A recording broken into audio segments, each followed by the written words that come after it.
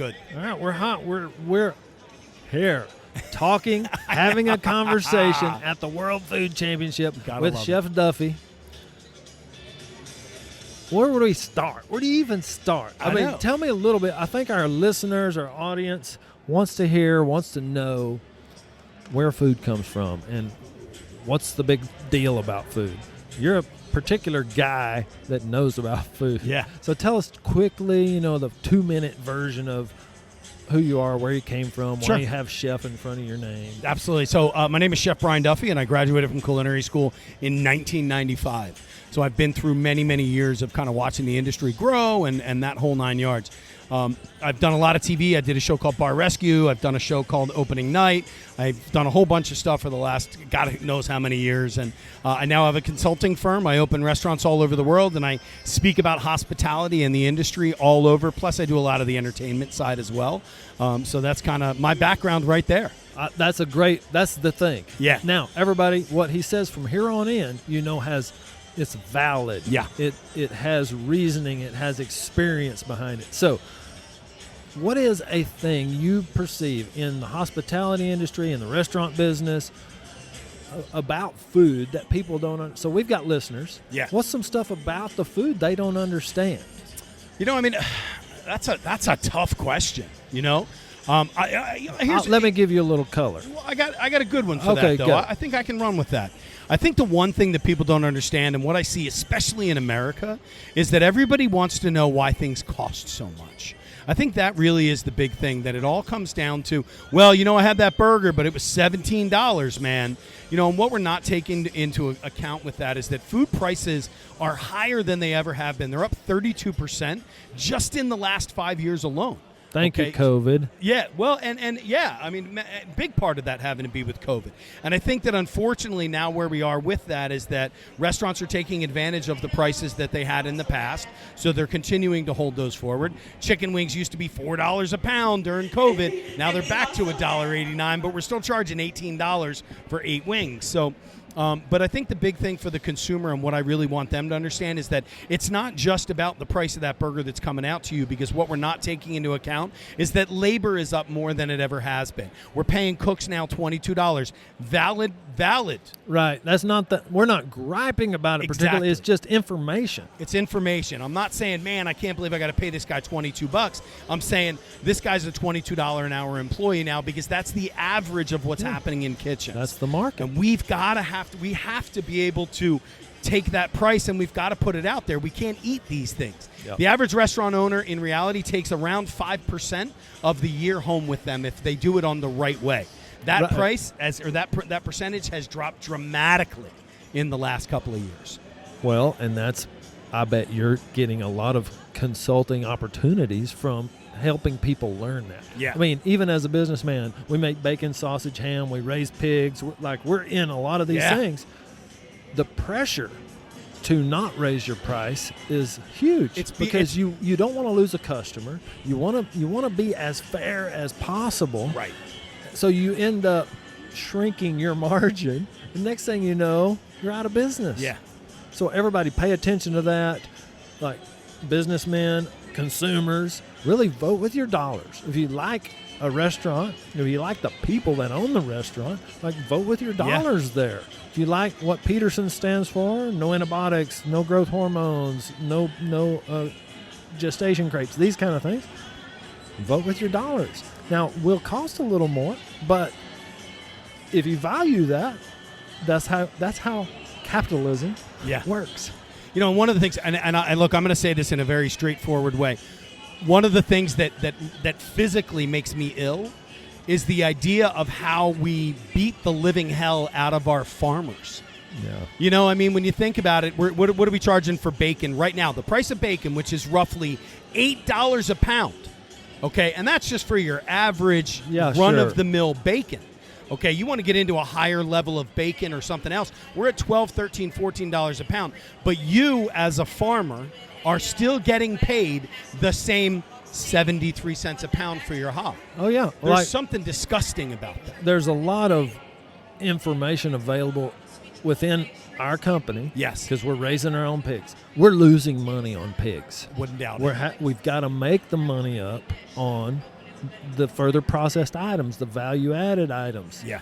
Or we've got to have the right kind of partners who understand we're going to want you to be here next year, so we're going to help you. We're going to partner with you through this time. Yeah. And at some point, we'll make money on the pigs. It's like that very intricate dance. But it's still the fact that you're not making money on the pigs now. Right. There's a serious problem with that. Yeah. You know?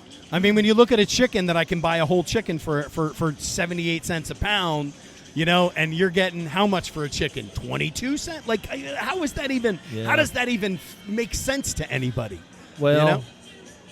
It's that dynamic, intricate truth of a commodities-based marketplace, and when there's more supply than demand, price goes down. That's just the way it is. When there's less supply than demand, price goes up. And somebody within the chain is almost always screaming. No matter what. Yeah. So we all just have to kind of suck it up, do the best we can. Also, like, be good partners. I think it's so important.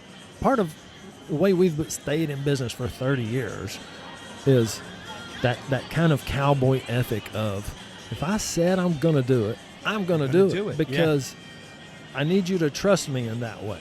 That's part of this podcast. I want the listeners to be able to trust Petersons. We mess up. Yeah. Like, we do stupid stuff. Sure. We own it. We try to do better next time. I think that's true in restaurants. I mean, it's just true across the whole food and landscape. Yeah. I mean, I'm seeing a lot of good stuff that's happening now because I think that, first off, I'm going to establish a couple of things really fast. One, I'm not a chain guy. I don't need a chain restaurant. They make enough money without me. They don't need my money. They don't need my judgment. They don't need my patronship to make their business successful. But it's the smaller guys that are in these smaller towns that are putting out really quality products at an unbelievable price if you want to break it down to price. But I'm also a guy, I'll pay $30 for a burger if that burger's going to be worth it. Yeah. That's my whole thing. If I'm going to eat something, I want to eat the absolute best thing that I can eat, and I'll pay whatever it is that I have to pay for that product. Yeah. But I think that as consumers, we have to be out there, and we really need to start supporting our smaller people, because it's these smaller restaurants that are out there that are shutting down every couple of months because they're not getting the support, but they're buying from the best people that they can buy. They're buying from the local people that are around them. Those are the places that need our support more than McDonald's, you know, and I hope they're not a sponsor. They're not doing it, even if they were, you're inclined to your opinion. Yes. It's like, I don't want to get political or anything, but Right. I wish our country would get a little more okay with disagreeing. Guess what? Exactly. Me and Chef Duffy agree on 98% of everything. There's 2% of the stuff we don't agree on. Right. And we probably disagree passionately. But that's totally... And then we can I shake want to hands focus and on the walk away 98 then. stuff that we do agree on. Why I'll do tell I you- need to get sideways about the 2% we disagree on? I'm 52 years old. I loved growing up in my neighborhood where I watched my parents sit on the front porch with all of our neighbors and have heated discussions every single week. Yeah. And then they went home, and then we were having them over for dinner on Tuesday night or Thursday, and there was no, well, can you believe what Bob said across the street? We're never talking to him again. It was like, what are you talking about? Right. Let's all have our beliefs again. Let's have what we believe, have the ability to converse about them, shake hands, and then walk away. I didn't call you a piece of shit in the front of the whole group. Yeah. I just said I disagreed with your political beliefs. Yeah. So, you know? And I can't help my perspective. It's my life. It's what I see. I don't mind eating animals. I don't mind killing animals for food. It's how I grew up. Right. It totally, I don't even know how to think about it any other way. Sure. Although I totally understand there's people who have a complete zero relationship like that. Right. And it's hard for them to understand my perspective, same as it's hard for me to understand theirs. But we don't have to push our values on every single person that we come in contact with. Look, I'm a chef. I play with food, man. You know what? I was sponsored last year by a plant-based shrimp company. Yeah. You know what? It was an unbelievable product. And the amount of slack that I got from other people, a sellout, I can't believe you're doing this. What are you talking about? It's a great product. Right. It tastes unbelievable. Yeah. And guess what? They paid me a good dollar amount that supported my family. That was a portion of my job for the year to have a conversation with this product. I don't sell out. I'm not selling something I don't believe in. You Okay? bet. But I'm going to tell you what. You talk about plant-based in whatever world you're going to live in, it is now forefront in front of us. We have to accept that. We're an animal. You want to pull that mic up? Is it slipping on you? Oh, I'm good. I'm good. Okay, cool. I'll make it happen. There we go. I just don't want you bending over too much. I'm leaning. Leaning. Either way, it's all good. Yeah. As an animal-based protein company, that's what we've always been. Yeah. We're exploring high-quality plant-based options. A lot of options. We've put some chicken fajita type stuff out, some beef fajita stuff. I got a Guess company what? if you You're want to gonna- talk to, just so you know, but I'll just let you know. What's that? I have a company, and when we're done, I'll talk to you sweet. about it. So, But yeah. this is probably going to surprise you. We weren't good at it. Wait a second. You're not just going to do it even though you're not good at Yeah, it? What kind of a so- business are you? We don't have the core understanding of it. Right. I mean, so the whole structure of our company was built to do other things, but we learned a lot. Yeah. We invested some money that we weren't really able to get a return on, but the education was worth so much. Yeah. It's what I want to encourage. Now I'm bringing it back to the World Food Championship. Every chef here competing, they're buying education with their time, their blood, sweat, and tears they're putting Exactly. into these competitions that someday will pay off. Yeah. May not be today. Maybe they didn't win. Maybe they didn't make the final table, but they met somebody Yes. who someday may help I them. was just standing here and I was thinking, if it weren't for me meeting Mark Conway and being brought down to here, I never would have met you. Right. I never would have met those guys. I never would have met Miss Texas Rodeo. Yeah. These things would not have happened. And it all comes back to that relationship. Whether it's personal or it's business, it always comes back to the relationship. And I think that we are, because of beliefs, we're losing our relationships because somebody feels a little bit different because they don't eat meat. Now I don't like you anymore. Like, how does Yeah. that work in any way? So No, it I've doesn't. dated vegans and I loved them. Yeah. We may have had different meals, but we still loved the same. Yeah, So, you bet. I think there's so much. There's just a great thing there. I hope everybody listening just puts that into their thought process and says, "Okay, cool. I mean, maybe I should consider this a little bit. Maybe Yeah. I am thinking about it wrong." If you're taking a really hard stance, I think media messes with us big terrific. time. Terrific. Because almost everybody I talk to feels like I do, which is like, hey, we're all good. It's Yeah. all good. Yeah. And then you got a few people that try to drive these agendas that get us all stirred up when it's not You know what I do? necessarily that bad. Every now and then, and I'm not a person who hangs out on Facebook or does any of that, but every now and then I go into Facebook and I just unfollow all the stupid shit. And it's amazing what starts to show up again. All of a because sudden your as life soon is as- good. As soon as I click on a plant-based product, now I've just said to that world, I'm interested in plant-based. So all of that information now comes into me. So if I go on and I start looking at a political candidate, the next thing you know, that's all I'm going to see. So I'm being fed one direction of information instead of what we used to be able to get was a multi-dimensional world of that education. Yeah. So, you know, the fact that we're shutting ourselves off from so many other people just because of what it is that they're saying is a scary situation. Yeah. It's creating that division that's really bad. It parallels what's going on in the food world. I mean, don't Yep. shut yourself off of foods. You can have great experiences with Yeah. all kinds of foods. Where do you live? I live in Philadelphia. Okay. Well, are you familiar with some of these things? Prop 12, Massachusetts Question 3, where the states are A little bit, not okay, a lot. so the states are dictating the animal raising practices, the humane, what they think is, and I pretty much agree with, is more humane than alternatives.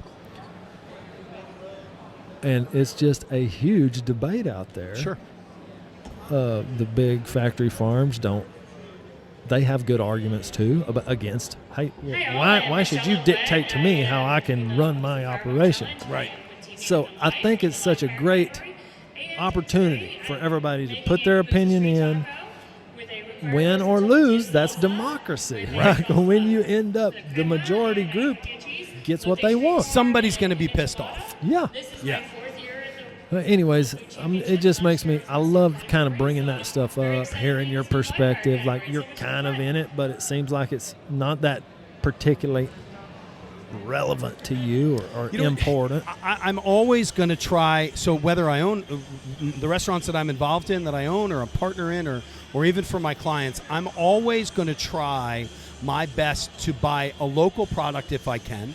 I always want to buy a cleaner product. It's just knowing I'm 52 years old, I feel what happens when I eat crap food. Yeah. I know what the ultimate reaction is going to be to that. And when we take a look at a lot of the stuff that goes on in the world right now, the fact that autism went from 1 in 36 to 1 in 8 in a 10-year period, and you don't have to be a doctor to say that's interesting. Exactly. Something's up.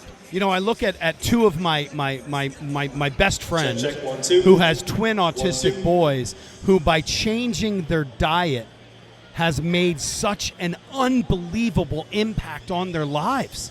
These two children who were nonverbal for the first 4 years of their life, that I could possibly get emotional right now even thinking about it, and the impact that the food change has had on them by just eating a little bit cleaner, by eating a better quality of meat, by eating a better quality of vegetable, getting away from all the sugars and the other stuff.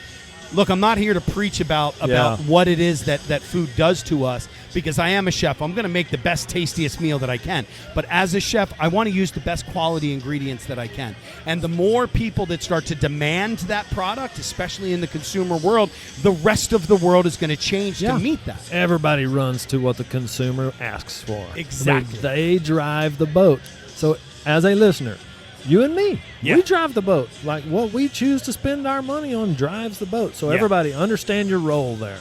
Chef Duffy, you are the man. Tell me, where does Salty Rodeo come from? I'm just looking at your cap. You know what, dude? I travel with 12 hats no matter where I go. And I thought to myself, today is a competition day. Somebody's going to be salty that they didn't win. I thought, what a classic hat. But I believe it's a rodeo company out of Florida. Okay. I don't know. I went out and I got a bunch of hats, and my girlfriend got this one for me. I like it. I'm a big It's fan cool. of it. It's a good conversation starter. That's partly why I wear this all the time. I did grow up. I'm very comfortable in a hat. I've worn one pretty much every day of my life. It's a conversation. Hey, cool hat. Great hat. Ooh, cool hat. It looks kind of like Coors, Yellow Bellies. Exactly. The banquet beer, but no Salty Rodeo. Anyways, thanks for coming. Dude, really appreciate your time. Everybody, go check out Chef Duffy. We'll link everything in the show notes, all of his social, website, these kind of things. Go learn some more. I guarantee you this guy he'll be a great guy to follow and keep you educated. I try to have fun. Yep. Awesome. Thanks, man.